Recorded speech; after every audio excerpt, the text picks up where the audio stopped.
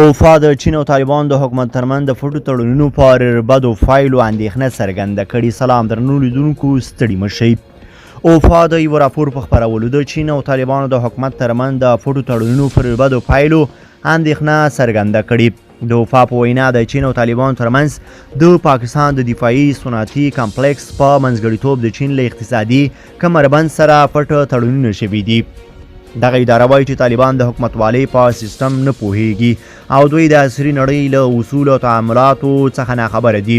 اوفا همداراز وایي چې په افغانستان کې د چین د اقتصادي کمربند بنسټیز جوړښت په دغه هیواد کې نفوذ او اقتصادي انحصار رامنځته کړي او په دې سره به دغه هیواد پوروړې او ستراتیژیکې شتمنۍ تر خپل واک لاندې راولي. چین د خپل اقتصادي کمربند شریکو هیوادونو ته د پورونو په ورکولو سره لومړی دی په مالی جال کې اچوي او بیا د دوی ستراتیژیکې شتمنۍ کنټرولوي.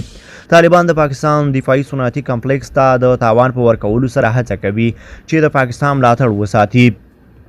اوپا په خپل راپور کې زیاته کړې ده چې طالبان د پاکستان له اجازې پرته هیڅ ستراتیژیک تړون نه لاسلیک کوي.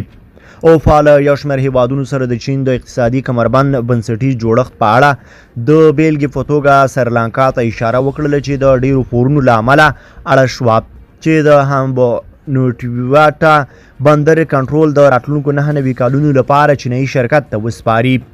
دا په داسې حال کې ده چې پاکستان به هم ډېر ژر له ورته برخلیک سره مخامخ شي، خو اسلام آباد په دې اړه له چین سره خبرې پیل کړي دي. دا و زموږ چمتو شوی ویډیو. کو تاسو په دې اړه کوم نظر لرئ نو کمنټ کې راسره شریک کړئ او د لا ښکلو ویډیوګانو لپاره در سره زموږ یوټیوب چینل سبسکرایب کړئ. له ملتیا ومنو چې موږ څارئ. تر بیا ښه وخت ښې چارې.